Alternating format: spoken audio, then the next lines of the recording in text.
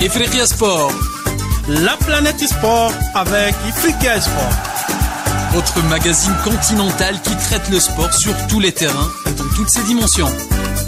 L'Afrique et le sport ne font qu'un.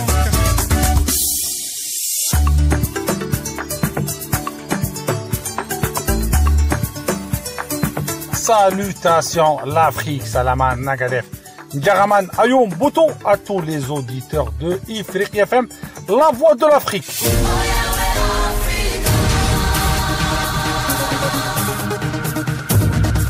Mes sœurs et frères, vous êtes les bienvenus à Ifriqiya Sport. Ifriqiya Sport, votre rendez-vous hebdomadaire qui traite des sujets en relation avec le sport africain.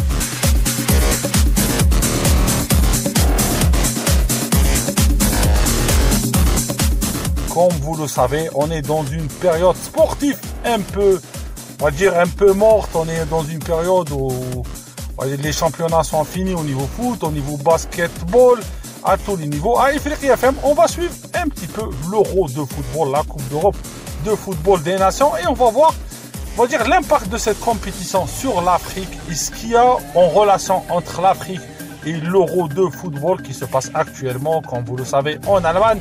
On voit beaucoup de joueurs africains qui émergent à travers ces sélections-là. Ces joueurs africains, pas comme le passé, on voit leur attachement à leur continent, leur attachement à l'Afrique, soit par rapport à leurs dons, soit par rapport à leur style vestimentaire, soit par rapport aussi aux projets caritatifs qu'ils sont en train de faire dans notre cher continent. On va avoir avec nous monsieur Zahir Saadi pour parler de cet Euro 2024, mais plus de l'Euro, on va parler du mercato africain, des joueurs africains qui émergent. Zahir Saadi, pour vous rappeler, mes sœurs et frères, il est rédacteur en chef à 11 Mondial, il travaille pour le média Canal+, dans le service des sports. On va avoir Zahir avec nous. Bonjour Zahir, tu es avec nous sur Ifriqiya FM. Aussi une petite présentation s'il te plaît Zahir. Bonjour à tous les auditeurs de Ifriqiya, je vous souhaite une belle journée tout d'abord. Voilà, je suis Zahir Saadi, rédacteur en chef de 11 Mondial, journaliste à Canal+ en France.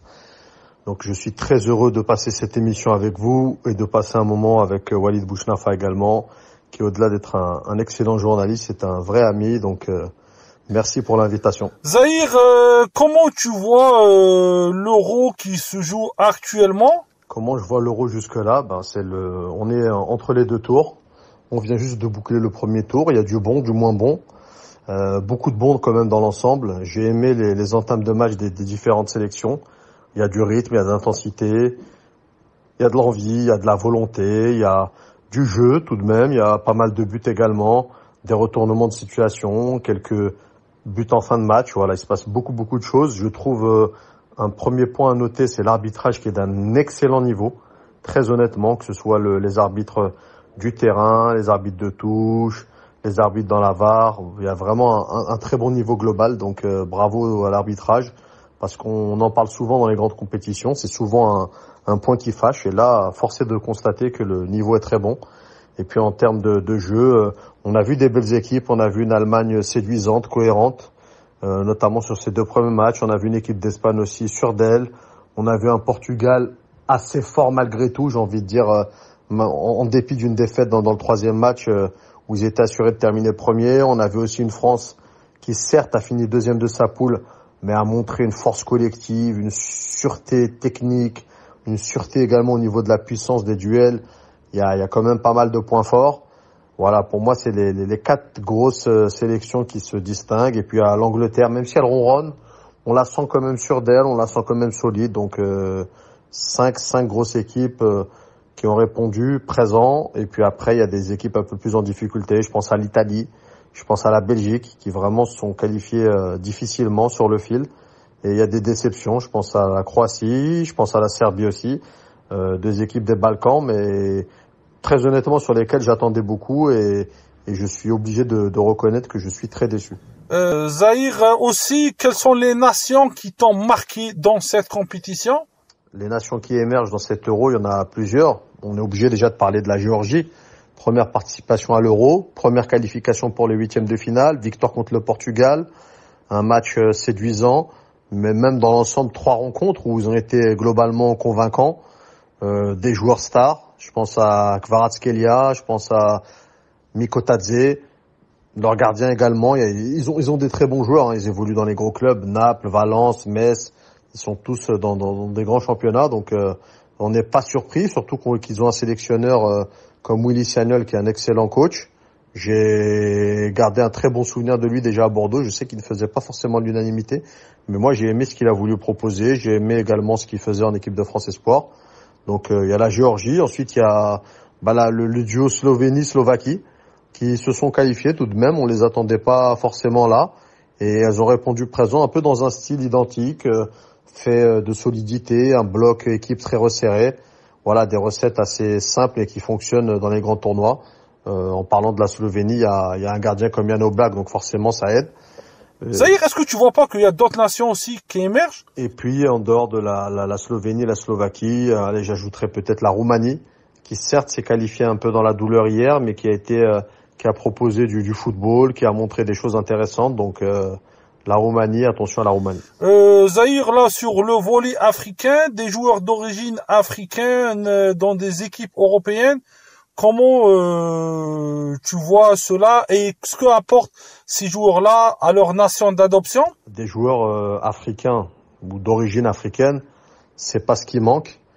Il y en a beaucoup, on en trouve dans toutes les sélections. Il suffit de jeter un coup d'œil sur l'équipe de France. Vous avez du N'Golo Kanté, du Kylian Mbappé. Enfin, j'ai même l'embarras du choix déjà en équipe de France. Ensuite, on a d'autres joueurs ailleurs. On a un Romelu Lukaku qui est d'origine congolaise en Belgique. On a du Antonio Rudiger qui est du Sierra Leone, si je ne m'abuse, en équipe d'Allemagne. Donc des joueurs africains d'origine africaine qui jouent dans de grandes sélections, il y en a beaucoup. Qui ont un statut important, il y en a également beaucoup. Mais je pourrais pas tous vous les lister, mais il y a Lamine Yamal aussi qui est Guinée équatoriale et Maroc, voilà, une double nationalité équato-guinéenne et marocaine. Donc voilà, en équipe d'Espagne. Voilà, je sais même pas par où commencer tellement il y en a et tellement c'est un non-sujet parce que le talent pullule en Afrique. Il y a beaucoup de joueurs africains qui sont talentueux, donc forcément ils se retrouvent dans les sélections européennes parce que les sélections européennes les courtisent et veulent les récupérer. Zahir, on aimerait bien savoir comment ils choisissent très vite ces sélections européennes et pas choisir l'Afrique. Comment expliquer qu'ils choisissent en priorité les équipes européennes? C'est simple. Pour la plupart, c'est des joueurs qui sont nés et qui ont vécu et grandi en Europe. Donc mécaniquement, en toute logique, ils choisissent la sélection dans laquelle ils ont évolué. La plupart ont joué déjà dans les équipes de jeunes, donc finalement, c'est une continuité. Quand ils rejoignent l'équipe A, ils choisissent logiquement une équipe dans laquelle ils ont joué chez les jeunes. On a parlé des autres, mais on peut parler chez les Anglais également. Un Bukayo Saka, il aurait pu jouer au Nigeria, mais il joue logiquement en équipe d'Angleterre parce qu'il a fait toutes ses gammes en Angleterre, parce qu'il joue à Arsenal, parce qu'il parle anglais, parce qu'il a des amis anglais. Voilà, tout simplement parce qu'ils ont fait une partie de leur enfance ou la totalité de leur enfance en Europe. Maintenant, ça ne veut pas dire être européen, représenter une équipe européenne. Ça ne veut pas dire renier tout ce qu'on a d'africain. Ça ne veut pas dire ne pas aimer son pays d'origine. Bien au contraire, c'est pour moi une source de fierté pour tous les Africains d'avoir des joueurs qui évoluent dans les grandes sélections européennes, qu'on retrouve sur des compétitions type Euro ou Coupe du Monde. Ça donne une bonne image de l'Afrique, ça valorise le continent, ça montre que le talent ne manque pas dans le continent. Donc on doit tous s'en réjouir, ne pas les dénigrer et continuer comme ça et se dire que plus il y en a dans les grandes sélections de toute façon, mieux c'est pour l'Afrique, sachant qu'en plus, quand on a une forte concurrence, ça permet aussi d'en récupérer d'autres qui viennent jouer pour le pays d'origine. Donc c'est tout bénef pour tout le monde, pour les Européens et pour les Africains. Zahir, pour toi, on aimerait bien savoir quel est le joueur qui émerge dans ces sélections européennes, quel est le joueur africain qui émerge dans ces sélections européennes? Franchement, il n'y en a pas un en particulier, je peux pas vous citer un nom. Après, si vous voulez, je vous donne Kylian Mbappé qui est camerounais, algérien, donc qui est peut-être le meilleur joueur du monde en ce moment. Il y a N'Golo Kanté qui est malien et qui réalise un Euro incroyable d'un très très haut niveau. Il y a Bukayo Saka qu'on a cité avec l'Angleterre. Antonio Rüdiger qui est un taulier de l'équipe d'Allemagne. Il y en a. Allez, peut-être, je dirais Lamine Yamal pour son jeune âge. Il est là, il est tout jeune, il débute première saison avec le Barça, il a déjà un statut en équipe d'Espagne, donc c'est extraordinaire ce qu'il fait à son âge, à son si jeune âge. Voilà, je citerai Lamine Yamal. Zahir, aussi, comme tu le sais, bien sûr, nos auditeurs ils le savent, on est dans une période mercato, on est en plein dans le pétrin du mercato. Comment tu vois le mercato pour le joueur africain? Il est vaste, il est varié, le mercato du joueur africain. On peut pas parler du joueur africain, il y en a tellement. Le joueur africain de classe mondiale, un Mohamed Salah n'a pas le même mercato qu'un joueur de Ligue 2 ou d'un championnat mineur en Europe ou ailleurs. Donc chaque cas est différent, mais ça risque de bouger pour les Africains comme les autres. On sait qu'historiquement, pendant les intersaisons, il y a une Coupe du Monde ou un Euro, c'est assez calme le mercato. En général, les dirigeants attendent la fin des compétitions pour vraiment démarrer leurs emplettes. Donc pour l'instant, c'est vraiment le silence radio, mais ça ne devrait pas tarder. Je ne serais pas surpris de voir peut-être un Mohamed Salah courtisé par les équipes saoudiennes. On sait que l'année dernière, ils ont fait le forcing pour essayer de le récupérer. Ils n'ont pas réussi, mais mon petit doigt me dit qu'il pourrait peut-être revenir à la charge. Ensuite, quels autres joueurs africains on peut citer? Il y en a partout. Il y a un Achraf Hakimi qui pour moi est un top joueur mondial au Paris Saint-Germain. Il peut se retrouver ailleurs, même si je ne crois pas que le PSG soit vendeur. Mais des courtisans, il n'en manque pas et il aurait sa place dans n'importe quel club européen. Donc il y en a des joueurs africains, c'est vraiment pas ce qui manque et chacun va vivre un mercato en fonction de ses caractéristiques techniques et de son club, de son histoire et de son parcours. Est-ce que pour toi, il y aura un boom du mercato africain? Est-ce qu'on aura des joueurs africains qui vont signer, qui vont créer la surprise durant ce mercato? La bombe du mercato, je peux pas vous la donner. Je ne suis pas devin, je n'ai pas de boule de cristal, mais j'en ai parlé sur le mercato du joueur africain. Par exemple, un Mohamed Salah qui irait en Arabie Saoudite, ça serait une bombe en Europe, mais ça ne me surprendrait pas parce que on sait qu'ils sont les dirigeants saoudiens sont très intéressés par son profil. C'est un grand joueur égyptien, un grand joueur africain et un grand joueur mondial. Mohamed Salah, c'est un monument. Et puis pour tout ce qu'il représente également dans le monde arabe, ça peut être un vrai coup pour les Saoudiens en termes de marketing et évidemment en termes sportifs. Donc allez, je mettrai une petite pièce sur Mohamed Salah. Aussi, on aimerait bien avoir quel est, on va dire, ce que peuvent apporter ces joueurs-là à l'Afrique.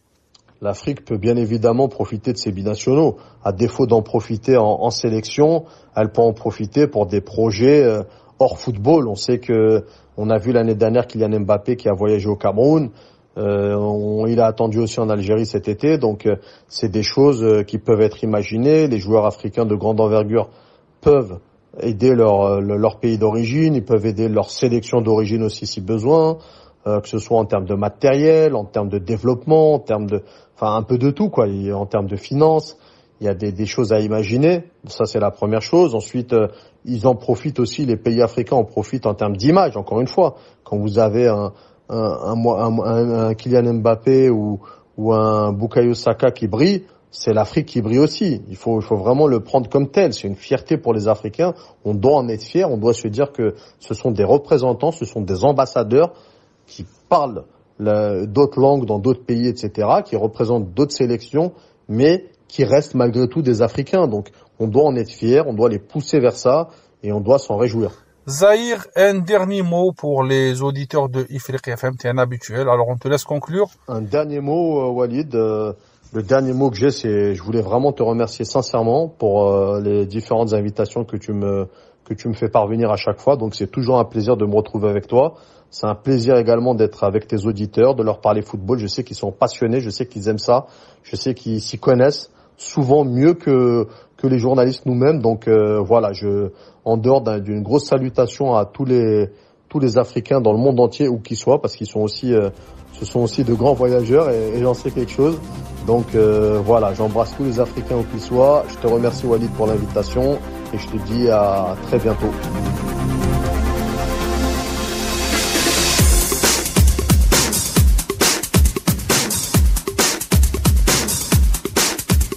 Merci Zahir Saadi pour ta gentillesse, pour ta disponibilité pour les émissions de Ifriqiya FM, pour nos émissions Ifriqiya Sport et 26 minutes sport.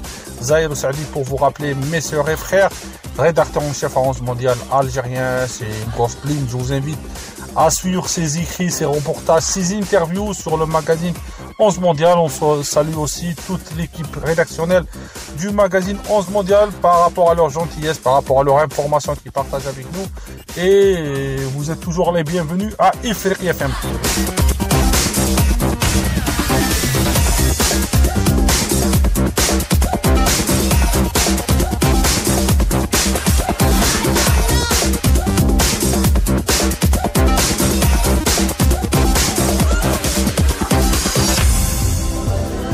On reste sur le volet euro, le joueur africain, mais là on va aller plus sur un poste spécifique, sur le poste de gardien de but. On va avoir avec nous Alban, notre ami. Je vais le laisser se présenter. Bonjour Alban, comment tu juges la performance des gardiens de but dans cet euro?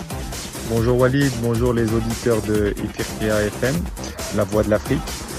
Salutations d'Alban, entraîneur des gardiens à l'académie du Servette Football Club à Genève.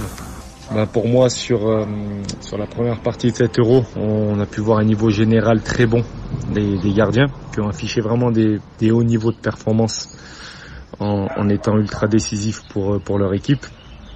Il y a eu certaines nations qui ont décidé de changer la hiérarchie pendant la compétition. Là, je pense par exemple à l'Ukraine, qui a commencé avec l'Unin du Real Madrid et qui ont changé là sur le dernier match en faisant rentrer Trubin de Benfica. Il y a la Pologne aussi qui a profité sur le dernier match, ils avaient quasiment plus rien à jouer pour faire rentrer Skorupski de Bologne, qui a fait un excellent match contre la France. Mais voilà, de manière générale, les gardiens ont été solides. Petit plus pour le gardien de la Géorgie là, Mamardashvili, qui a vraiment été très régulier sur les 3 matchs, qui a été vraiment très très bon. Et puis aussi Donnarumma, qui a eu du mal à terminer en club, qui a eu du mal à être performant un peu sur la dernière période avec son club, mais par contre qui a vraiment bien répondu avec la sélection. Il a été vraiment très performant. Après voilà, maintenant phase des poules est passée, sachant qu'il y a quasiment 3 équipes sur 4 qui 2 de sûr plus je crois les 6 meilleurs 3e, donc il y avait quand même pas mal de matchs où certains ont joué avec quasiment la certitude d'être qualifiés. Donc voilà, maintenant on va rentrer dans une nouvelle compétition où c'est élimination directe, donc on va voir comment l'ensemble des gardiens vont répondre, voir s'ils vont être capables d'enchaîner, parce que là sur l'aspect mental sur ces matchs à élimination directe jouent aussi un rôle très important. Alban, va dire comme deuxième question, qui sera le meilleur gardien de but dans ce tournoi-là? C'est que mon avis, mais en tout cas pour moi c'est très difficilement dissociable le fait d'avoir un gardien très performant et le fait de gagner un titre. Donc les deux vont ensemble en fait.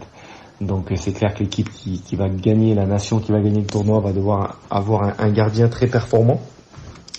Donc voilà, le gardien va devoir surtout être régulier. Puis comme on avait dit sur la question précédente, il y a l'aspect émotionnel qui va rentrer aussi avec ces matchs en jeu, avec élimination directe. Donc moi, ce que je vois, c'est peut-être mon côté français qui parle aussi, mais je vois bien Mike Maignan. Il y a aussi un gardien qui est très très performant aussi avec la Suisse, Yann Sommer.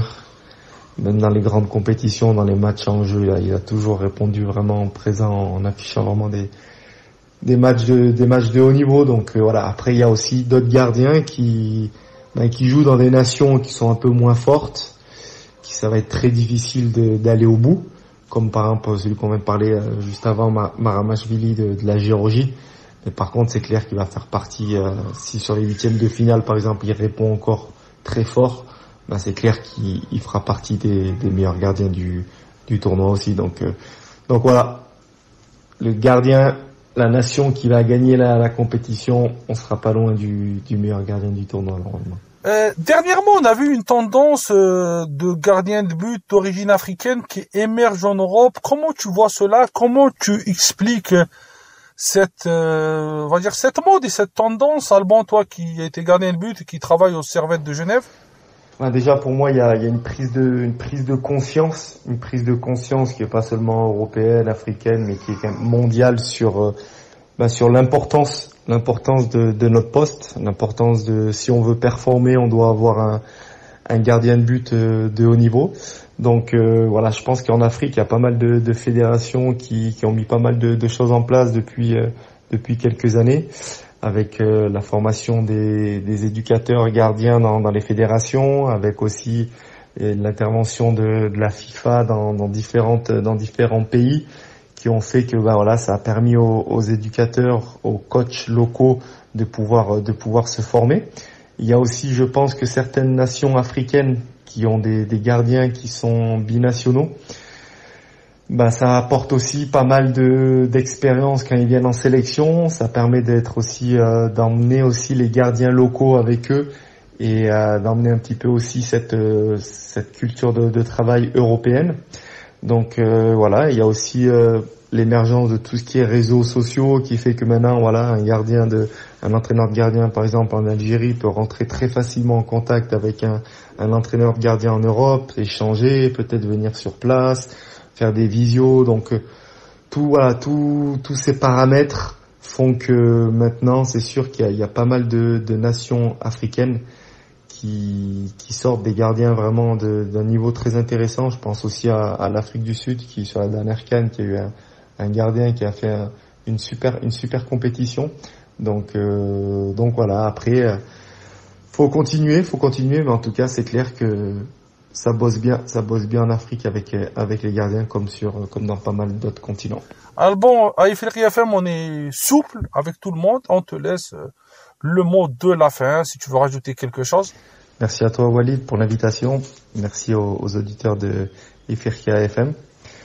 Je vais continuer à suivre le développement du football africain et notamment de ces gardiens de but qui, comme j'ai dit depuis plusieurs années, est en bonne voie. Et en bonne voie, il n'y a pas de recette magique. Le plus important à notre poste, c'est toujours être capable de garder cette ouverture d'esprit et vouloir s'améliorer jour après jour en regardant un petit peu ce qui se fait un peu partout pour petit à petit construire sa propre méthodologie. Donc voilà.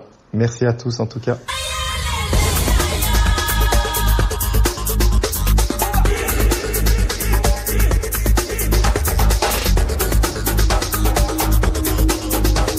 Merci Alban de ta gentillesse, merci Alban de ta disponibilité. Salutations à la diaspora africaine en Suisse et surtout dans la ville de Genève, le Servette de Genève qui a connu par le passé la présence de joueurs africains. On salue toute la diaspora africaine. On arrive à la fin de l'émission de Ifriqiya Sport. Je vous dis à la semaine prochaine pour un autre numéro. La citation d'aujourd'hui, comme il dit Mohamed Ali, il faut que tu piques comme une abeille. Dans le journalisme, il faut que tu piques comme une abeille, mais il faut aussi que tu sois habile comme un papillon. Alors, une citation à méditer, une citation d'un panafricain, notre cher frère défunt Mohamed Ali, paix à son âme, rahimatullah, la légende afro-américaine. Je vous dis à la semaine prochaine pour un autre numéro de Ifriqiya Sport.